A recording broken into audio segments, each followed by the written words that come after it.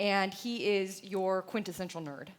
I remember when we were kids, and he was like 5, when he got a new toy, he would sit on the carpet and he would read the instruction manual before he played with the toy. I've still never seen another kid do this. I remember when he was 11 and he built his first computer. To this day, he reads programming academic books for fun. So I had a very clear picture in my mind of who I thought of when I thought of a software engineer. And even though I was very interested in math and science, I didn't feel like I was interested enough to pursue it as a career. And it wasn't just my brother. I see now the gentle and maybe not so gentle nudges that I received that pushed me away from STEM. Fortunately, my brother eventually convinced me to become a software engineer, and I'm very grateful that he did. But while learning to code, I fought social encodings.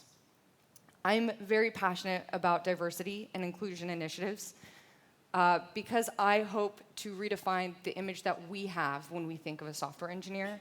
And I want to encourage those who are interested in or curious about this field into pursuing it, even if they don't feel like they fit the mold. Thanks, Mickie.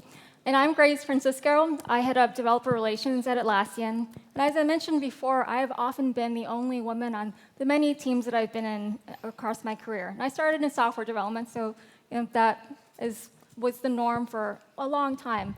But I'll be really honest with you, I was completely oblivious to our plight in diversity.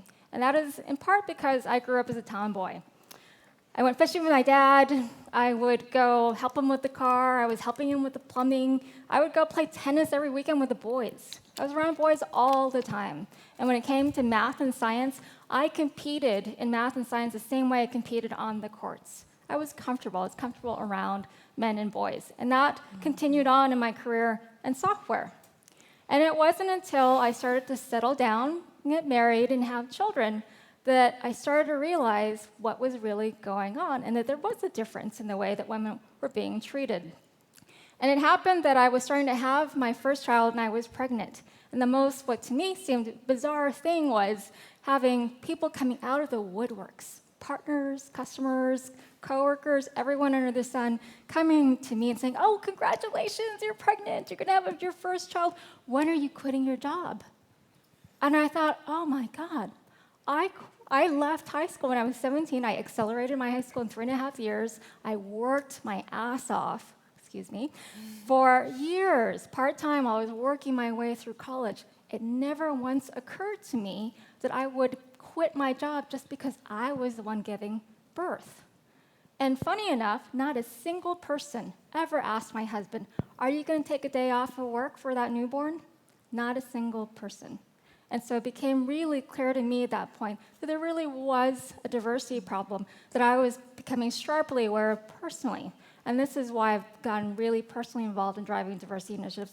Because a lot of the things that happened, too, I recognized I was getting mommy tracked in my career. My career flatlined after I came back from maternity leave. And that was all with people who had good intentions, who were trying to do the right thing, thought they were doing me a favor by not giving me challenging roles, when in fact I was still raring to go. So I am deeply passionate about this space because I want people to have the information that's necessary to drive the right kinds of changes. Hi, my name is Nicole Burton. I am a designer out of HipChat in Austin. And I started playing video games as soon as I was old enough to hold and comprehend a controller, which apparently is 3 years old. Sonic the Hedgehog 2 on the Sega Genesis, quality. And I took after my brother. He's 3 years older than me. He was into things like Kinects and Legos and finding the really good soft dirt in parks. So I followed right after him. And I found that I was continually discouraged from going down that path. That path wasn't for me. I was supposed to go down a far more feminine path. And it was interesting to see this dynamic happen within my own family and then see a similar dynamic in structure carry over to my education. I'm from St. Louis, Missouri. It's one of the most segregated cities in the country, and I was part of a desegregation program that's still in effect today. And what that basically did was it created opportunities for students of color in the city to be able to go to Clayton High School, which is a predominantly wealthy and white school district. And so I ended up in this position where I was always aware of who I was and how that contradicted with the identities of the people around me. I was very diligent about my grades, and so I was a little bit too white for the black kids, but I was also black, so I was too black for the white kids.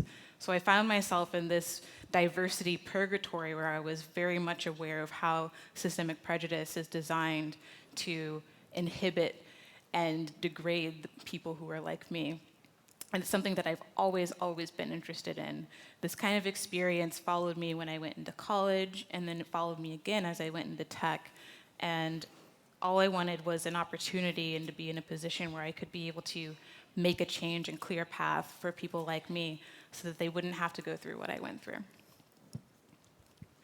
So one of the things that we decided to focus on when it comes to diversity in Atlassian is visibility. And in my mind, visibility is a lot about awareness and as well as it's about intersectionality.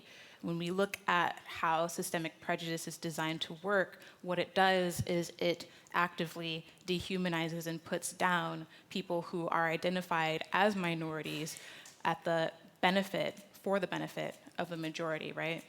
And so it's very easy to say, it's fine, we're just gonna hire a bunch of minorities and put them in this space and everything's gonna be great. But that's usually not how it works, right? If we aren't aware of what makes us who we are and aren't aware of how the system works, then we're not really going to be able to break it down. And so when it comes to awareness, it means saying, hey, there are going to be people who are different from you, and you need to work on practicing empathy, and that means humanizing them by getting to recognize them as individuals, but also understand what comes with being part of their identity so that you can begin to build respect, right? And intersectionality is a lot about acknowledging the fact that there are minorities who have multiple minority statuses or identities, right? So for example, I am black, but I am also a woman. And so that means that, I don't necessarily deal with just being black or just being a woman. I have to deal with both at the same time as I navigate through life. And something like that is really, really important when it comes to building empathy, because then somebody can understand the nuances of what it means to be a minority. And that's how we start moving towards creating environments where people feel respected. So one of the initiatives that I ended up working on was International Women's Day profiles. The purpose of this was really to help highlight the many different kinds of women that we have across Atlassian. So what we ended up doing was we put out a survey and we asked people to tell us about their experiences, about their lives. We didn't want to ask the kinds of questions that were like, so what is it like being a woman in tech or anything like that. We just wanted to humanize them, which means asking them questions that you would ask anybody else, right? And we ended up getting a lot of responses. We got about 25 responses, and we had somebody representing an office, every single office from around the world, in Amsterdam, Japan, Philippines, et cetera.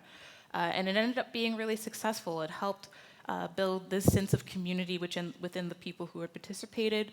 And one side effect that I didn't expect that was great was that a lot of women who were in higher positions were able to share their stories and tell people, hey, I went through these things, and if I can do it, you most certainly can, and these are my perspectives. So it opened up a conversation that otherwise would have been very difficult to have, especially across the world.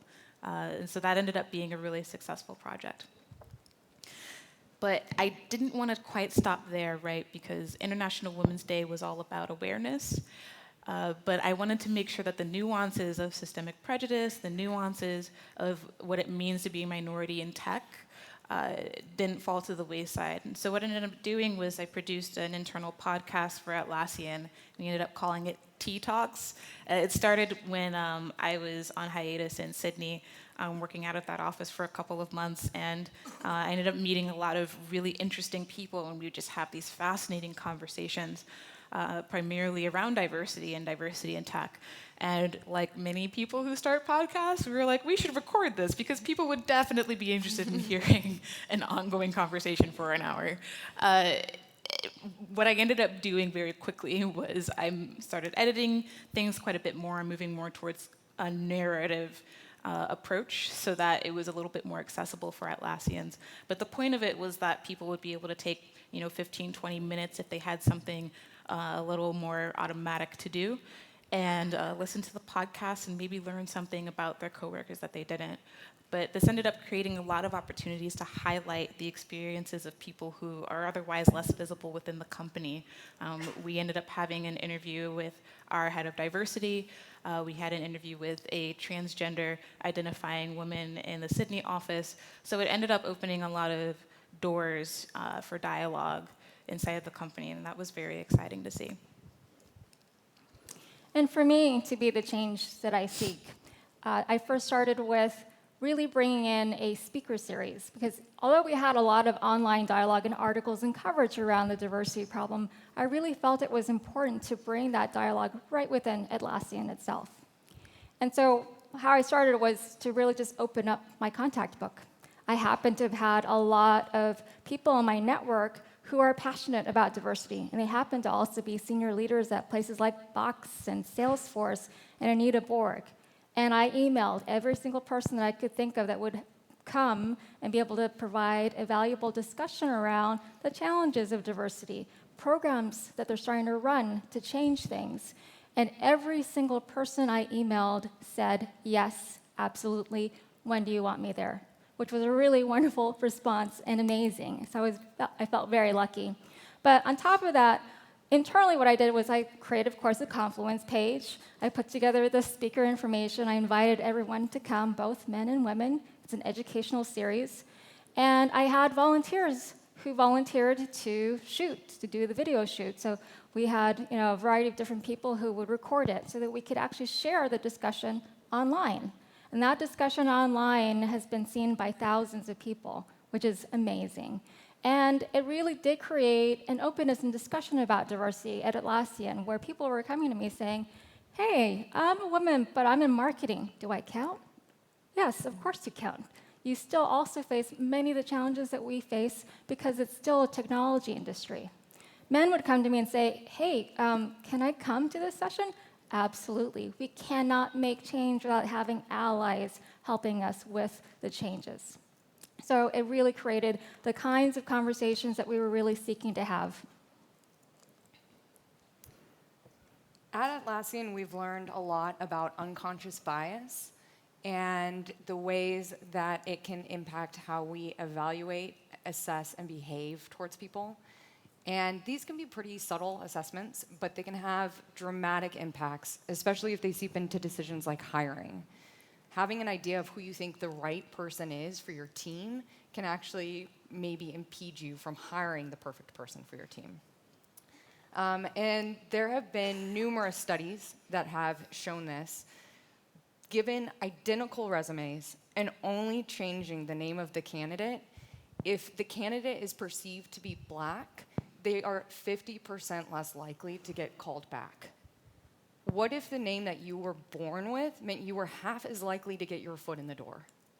And women aren't faring well either. Also, studies where you get an identical resume and only change the name of the candidate. If the candidate is perceived to be a woman, she's perceived to be less competent and less technical. I knew that we had a problem on HipChat. When we evaluate candidates for our engineering team, we ask them to submit a code sample that solves a problem. And they typically submit it through a code hosting site, so Bitbucket or GitHub. Unfortunately, that means that our first impression of this candidate is laden with a lot of additional context than just their programming skills. We can see their avatar, their name, their username, and other personally identifiable information that could potentially bias us for or against this candidate. But I also knew that there was hope. There have been some promising things that have been done when you eliminate the ability to express unconscious bias. So, for example, orchestras in the 1970s, they were comprised 5% women, the top 5 symphony orchestras in the US. And then they introduced blind auditions, where they literally put the musician who was auditioning behind a screen so the jury couldn't see them. And this had a major impact in the percentage of women who were in the symphony orchestras. In the 90s, it went to 25%, which is a 5-fold increase. So with that in mind, during a Ship It, which is our 24-hour quarterly hackathon, I built a Chrome extension called Bye Bye Bias that would remove or replace personally identifiable information from code hosting sites. And this can be installed by the hiring team, engineering teams, anyone could look at the profile and pages of a candidate's code submission and not potentially bias themselves for or against this candidate. I think as engineers, we like to think that systems are easier to fix than people. And by eliminating our ability to potentially express unconscious bias, we can have a dramatic impact in who we hire and bring onto our team. Inclusion for me as a theme has been very important to me throughout all of my diversity initiatives over the years. And a lot of that goes back to that one lonely number and wanting to have every person in a discussion be included, no matter who they were, no matter what gender they were, what color they were, what religion they were, to have everyone included in that discussion. And also have the ability to be promoted, have the ability to have the training that was available, and just be included no matter what it was. And so following my Women Tech Speakers series, I quickly decided, after having one of my speakers talk about this mentoring rings concept that we had tried out at one of our former companies, to bring this concept to Atlassian. Mentoring rings was born out of this idea that in tech, there aren't enough senior technical women to act as mentors. And yet, we all bring in unique experiences and skill sets to the table. So why not take a group of women and learn from each other and lift each other up through that learning? And so mentoring rings was really about forming a group of people to learn together. So this is how this worked for us in San Francisco. This is a pilot ring that I ran. Again, I set up the Confluence page and sort of high-level summary of what mentoring rings was about. It was a 12-week commitment. It was a 10-person group. And so people signed up. And the people that were accepted into the program were about the same level in career. And then we had a couple of facilitators, including myself. You always want 2, just in case someone's sick. And so we led the program. And what we did was we just brainstormed a bunch of different topics that were important to us, like leadership, like negotiation, like managing upwards. And what we did with that was to turn those into training sessions for ourselves. And that took many different forms. And it was up to the pair that was responsible for that topic to decide, are they going to present about it? They can go learn about it and present back to the team. They could invite a speaker to come and talk to us. In some cases, people did a panel discussion on that particular topic. And some folks got really creative and did some fun workshops as well with all sorts of gadgets involved. But we had fun, and we learned. And even as a facilitator, I learned so much from participating in this group.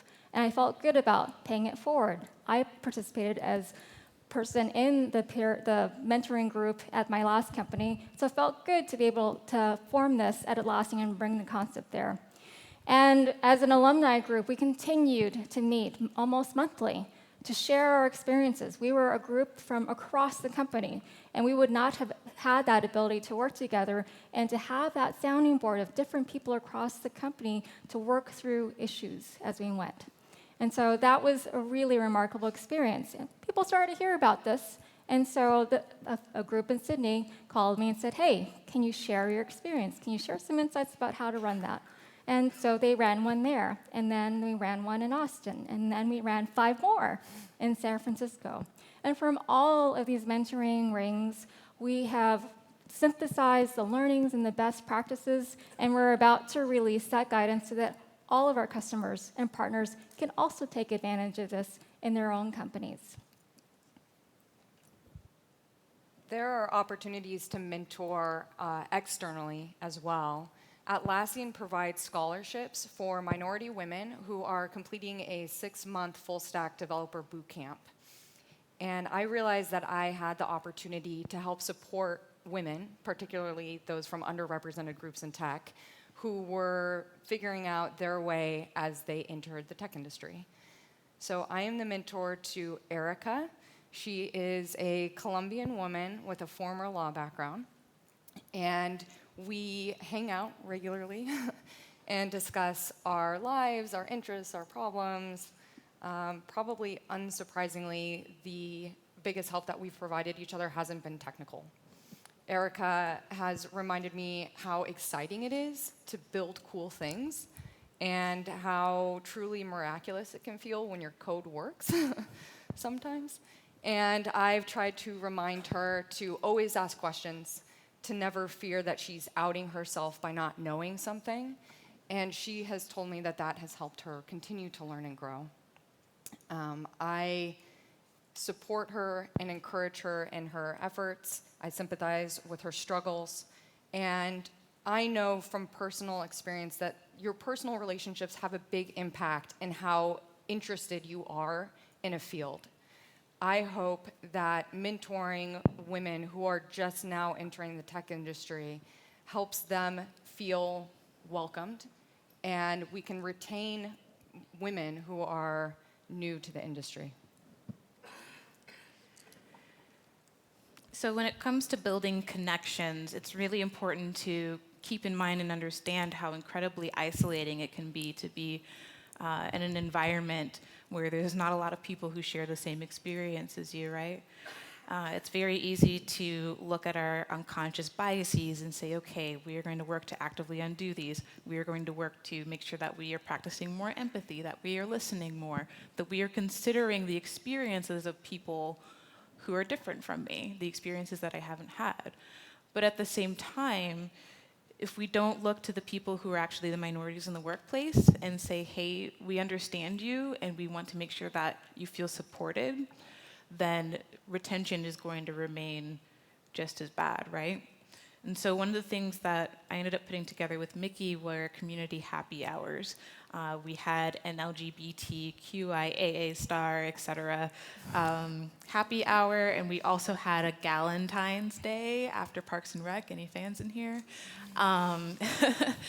As well for the women in the office. And the purpose of that really was to just bring people together and have them enjoy some drinks and be able to make connections. And just, it's so refreshing and comforting to have somebody look at you and say, hey, I'm like you and I share an experience very similar to yours. That helps people feel so much more supported and comfortable in their environments.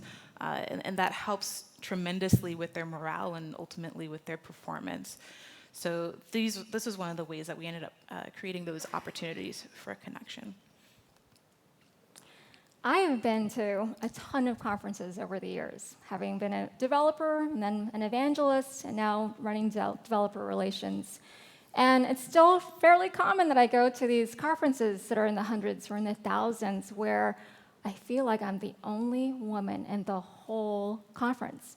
And then I will occasionally see a woman way on the other side of the conference from me, and I think, oh, and then she disappears. But it would be great. Wouldn't it be great for us to all get together and feel like, we are one?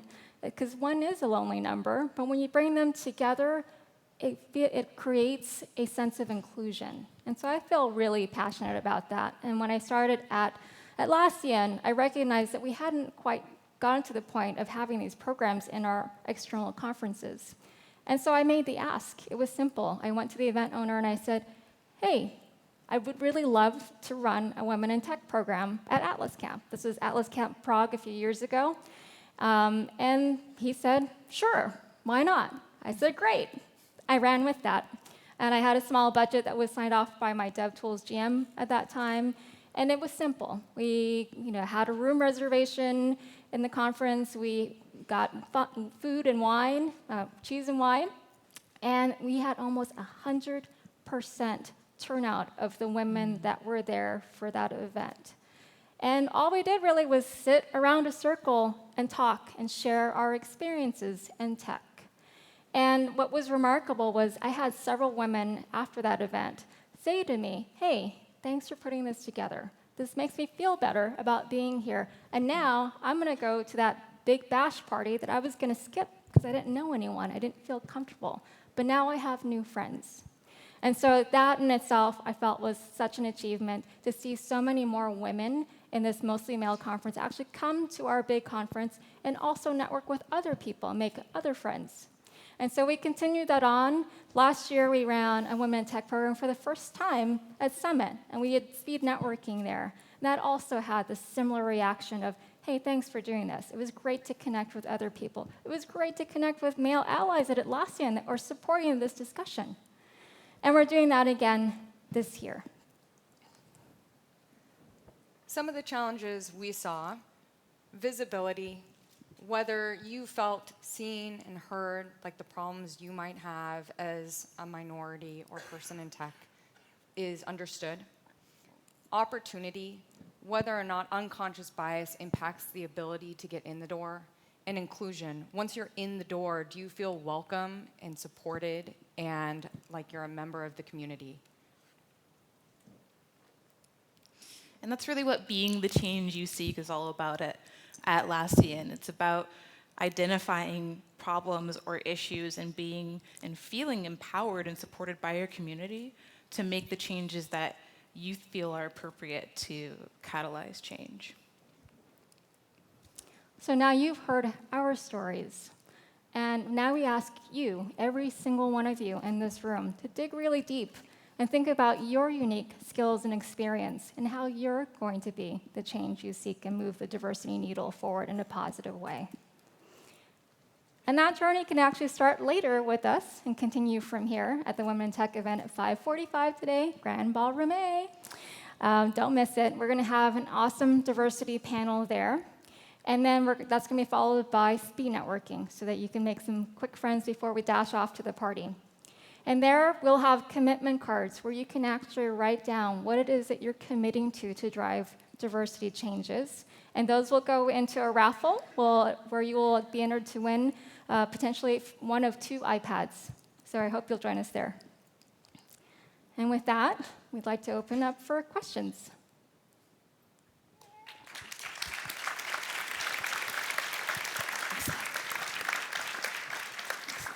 Awesome. Hi. Awesome. It's not working. Never mind. Oh, okay. Awesome for the 3rd time. Thank you so much. That was so wonderful. Another round of applause for them. That was just so inspiring.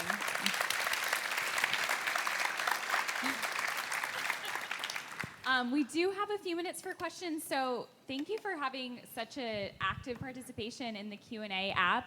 We won't be able to get to all of these, but the speakers and anyone else will also be able to go in and comment, so we will try to get to these for you at some point, if not right now. So the first one, I thought this was a good one. How did you gain buy-in from your management to start your diversity initiatives? So I'll start. I didn't actively go out and seek management approval for any of the diversity work that I started. I really took our values seriously, and our culture is so strong that people run off and do amazing things to be the change that they seek. And so literally, I've not had to get any executive buy-in for any of the diversity initiatives I've done at Atlassian, which has been amazing. The support is inherently just there. Yeah, I think your mileage may vary, but I've taken the path of ask for forgiveness, not permission, as well. And surprisingly, it's worked out. So maybe it will for you too. Yeah, I basically did the same thing. I wasn't necessarily, I didn't even know what I would say to my boss. Like, hey, I'm a minority and I want to do minority things here. You want to talk about all the nuances of that? Yeah. Like, I just felt like doing it. And like Grace said, we're so supported that I didn't feel super threatened by the idea of just going out and doing my thing. Awesome. I thought this was a good one, and Grace kind of touched on it, how, we do need men at the table still. So maybe they can elaborate. We had a question that was, how can I, as a white 34-year-old male, help out? Great question. So, number one, mentor. You'd be surprised how powerful it is for you, white male dude, in your leadership role or other role. Maybe you're like a rock star engineer. Mentor. Reach out to the women that are in your work groups and offer to mentor them and sponsor them and help them along their career. That's one of the most powerful things you can do. I think also educating yourself on some of the unique experiences that you may not have been exposed to can be really important. Like, kudos to all the men, white men here, which might be, yeah, we'll clap for white men, sure. I think it's hard to put yourself in that space sometimes, but it's so important to hear about these experiences that you might not have because you're part of the solution.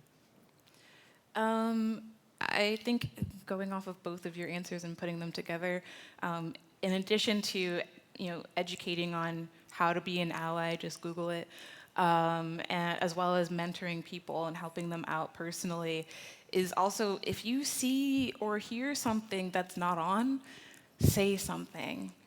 Say something. Because the consequences and the feelings that you are having is a million times worse for the person on the receiving end.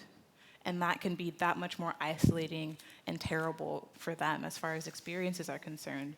So if you hear something, just, it doesn't have to be public. Just pull that person aside and say, hey man, that's not cool, or hey lady, that's not cool.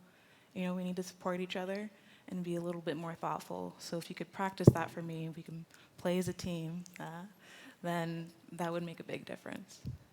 Yeah, just one more thing on that. It occurs to me as you were talking, that the other simple thing that you can do in every meeting that you're in, make sure every single person in that meeting room has a voice and is listened to. So make the time to say, hey, Alice, I haven't heard from you yet. Would you like to input on this thing that we're talking about? Really reach out and let people speak. If they're in that meeting, they probably have a role in that meeting and should be speaking up, right? So help them speak up. Thank you. Grace, this is one for you. How did you navigate the waters after having a child and avoid getting trapped into people thinking you were going to quit and stay at home? Gosh, that's a hard question. To be really honest with you, when that happened, number one, after having a child, your hormones are still really, really high. So you're thinking a little crazy at that point.